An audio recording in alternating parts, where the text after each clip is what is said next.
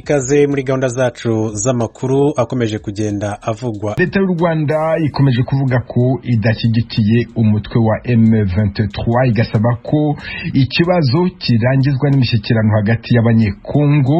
Uhagarariye u Rwanda i Kinshasa, Ambassadeur Vincent Karega, yahaye ikiganiro cyihariye Ijwi ry'Amerika, atangira avuga uko abona umwuka mubi hagati y'u Rwanda na Repubulika ya Kongo. Yego, hari umwuka mubi kuva igihe Repubulika Iharanira Demokarasi ya Kongo yavuze ko kuri yo nta M23 nta Rwanda. Ni ikintu kimwe, kandi twe nk'u Rwanda tuzi neza inkomoko ya M23. Imyaka 9 ishize ari abantu bavuye mu ngabo za Kongo, ari abantu bari bafite ibyo basaba, ari n'abantu bageze ku rwego rw'imishyikirano na Kongo, ndetse bagirana amasezerano y'ibyo bagomba gufatanya mu gukemura. Ariko mu minsi ishize bararasanye cyane, ingabo za Kongo zahura n'ibibazo zigashaka kubyitirira u Rwanda ko abo ba M23 cyangwa 23 badashobora kwirwanaho ubwabo, badafite gifasha aricyo Rwanda, kubera ko begereye umupaka w'u Rwanda n'uw'i Bugande. Musanga uyu mwuka mubi hagati y'ibihugu byombi uzarangira ute? Mubona imigenderanire myiza izongera kuboneka gute? Ego, twebwe nk'u Rwanda turacyakomeye ku nama z'i Nairobi mu rwego rw'umuryango w'iburasirazuba bwa Afurika, ndetse no mu rwego rw'umugabane wa Afurika, Africa Union. N'ejo bundi Kongo, Rwanda habaye kubiganiraho mu nama y'umuryango w'abibumbye y'umutekano.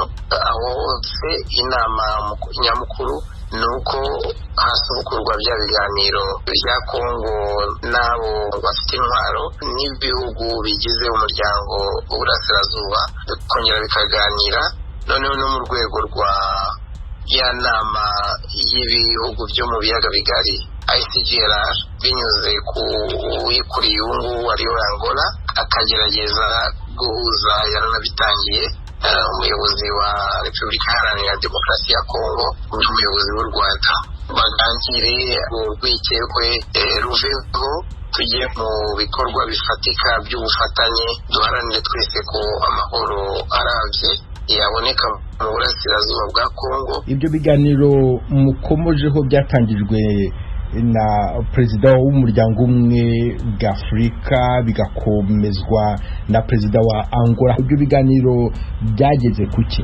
Ntabwo byari byatera intambwe, ni ibintu bisa. Uzi ko umuryango w'abibumbye, inama y'umutekano n'abakuru b'ibihugu ku buryo bw'inama na telefoni bashoboye kuganiraho.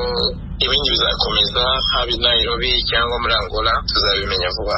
Hari abasirikare babiri bavuga ko bafashwe na leta ya Kongo, u Rwanda rukavuga yuko bakuwe mu Rwanda bakashimuswe. Abo basirikare magingo yabarihe, bazasubizwa mu Rwanda, bizagenda bite? Amakuru mfite nuko baba baragizwe hano Kinshasa, ariko guverinoma ya Kongo yemeye ko izabasubiza u Rwanda. Ntibirakorwa, ariko twizeye ko ijambo biyemeje rizashyirwa mu bikorwa. Nta munsi n'umwe ushira hatabaye imyigaragambyo yamagana u Rwanda, ariko imyigaragambyo ndetse ikwibasira wowe nk'uhagarariye u Rwanda aho ngaho i Kinshasa. Ibintu nk'ibyo ubibaho gute, ubyakira ute? Kutandukanya n'u Rwanda biragoye, ni njyewe bashyikira, ni njyewe uri hafi, ariko nanjye nibaza ati ese ibibazo biri mu burasirazuba, gukuraho ambasaderi cyangwa guca umubano n'u Rwanda, cyangwa ndetse no kujya mu ntambara n'u Rwanda, birahita bikuraho ADF, birahita bikuraho ibikorwa bya FDLR, bya za mayimayi zitandukanye mu gihugu, cyangwa se abantu bapfa muri za Ituri. Niwo muti, nicyo gisubizo, cyangwa ahubwo abanyekongo bashyira ibitekerezo hamwe n'imbaraga zabo hamwe, bagafasha inzego z'ubuyobozi kunonosora uburyo abo bitwaje intwaro bazamburwa, bagasubiza mu buzima busanzwe, ubushomeri bukarwanywa, imiyoborere ikaba myiza aho bari, abananiranye mu bufatanye n'ibihugu byo mu karere nk'uko byemejwe i Nairobi, bigashyirwa mu bikorwa aho guterana amagambo cyangwa se inzangano hagati y'u Rwanda bishingiye gusa ku rwikekwe n'amagambo, kandi twaraberetse neza ko nta nyungu bwite dufite mu gushyigikira ibikorwa bya M23, nk'uko nta n'inyungu dufite mu kubasenya kandi bari ku mugambi no ku masezerano y'ibiganiro n'igihugu cyabo. Ambassadeur Vincent Karega uhagarariye u Rwanda i Kinshasa muri Repubulika ya Demokarasi ya Kongo, ndagushimiye cyane ku bw'aka kanya uhaye Ijwi ry'Amerika. Urakoze cyane. Igihugu cya Canada cyemeye kwakira umubiri wa nyakwigendera Jerome Clement Bicamumpaka wari minisitiri w'ububanyi n'amahanga w'u Rwanda muri 1994, yatabarutse ari mu bitaro by'i Nairobi muri Kenya mu kwezi gushize ku itariki ya 15 z'ukwezi kwa gatanu mwaka 2022. Umuryango we utuye mu mujyi wa Montreal muri Canada. Navuganye n'ubashakanye Madame Janine Hakizimana atangira ambwira uko yakiriye icyemezo cya leta ya Canada. Mu by'ukuri kuba Canada yaramwakiriye cyari icyifuzo cya nyakwigendera, ariko n'icyifuzo cy'abana be. Rero twabonye batwemereye, mbese turiruhutsa kuko byari ngombwa ko aza nibura iyo myaka banze ko aza ngo tubane hano, ariko nibura tujye dushobora kumenya ko ari hano aho yifuje kuba kuva bamurekura. Ndifuza kukubaza iki kibazo nigeze kukubaza, ariko harabumva Ijwi ry'Amerika wasanga bataracyumvise, kuba warasabye ko umugabo wawe agusanga muri Canada ari muzima ntubyemererwe, ukaba umuhawe atakiriho, ubifata ute, wabyakiriye ute? Mu by'ukuri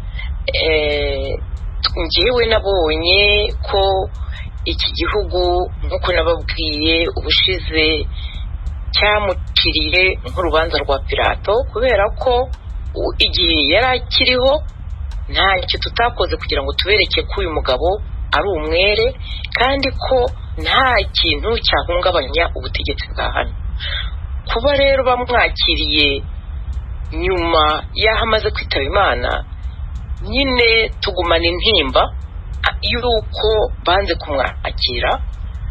Ariko nk'uko Jerome nk'uko nababwiye yari umuntu uvuga ati ibi bintu byose turimo bizashira, ubwo natwe tuzakomeza turwanire ko azageraho arenganurwa, ahanagurwaho icyo Canada yashatse kumusiga bamubuza kuza hano. Ikintu nakomeza kuvuga ni uko situasiyo y'umugabo wanjye yo kwanga kwakirwa hano muri Canada, haracyari abandi bari kumwe, abasangirangendo be ubu ngubu bari muri Niger, nabo bakifuza gusanga imiryango yabo, bakaba bagomba kuba bajya mu Bufaransa, mu Bwongereza no muri Denmark. Kugeza ubu ngubu ibyo bihugu bikaba bitarabakira, bakaba basa n'ababaye imfungwa muri Niger, kandi bashobora gusanga imiryango yabo. None imihango yo guherekeza nyakwigendera Bicamumpaka igeze he?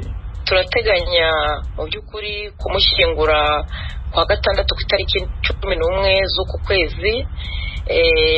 Turumva turiteguye kugira ngo tumuherekeze, abantu benshi badufashe mu mugongo. Ariko nk'uko nababwiye, ikibabaje abantu, igikomeza kubababaza ntabwo ari uko mbese Imana yamuhamagaye, ni ukubona akarengane arinze atahana nako ajya hariya asanga Imana. Icyo kintu ni ikintu abantu bakomeza kumbwira bati ni byiza ko tumuherekeje, ariko turacyafite agahinda. Injustice yagombye kubaho imyaka 23 ishize. Njyewe ariko nkongeraho mvuga nti abanyarwanda benshi barababaye, ntabwo ari Jerome gusa, abanyarwanda benshi barababaye kubera injustice bakomeza kugirirwa hirya no hino ku isi. Madame Janine Hakizimana Bicamumpaka, ndagushimiye cyane ku bw'aka kanya.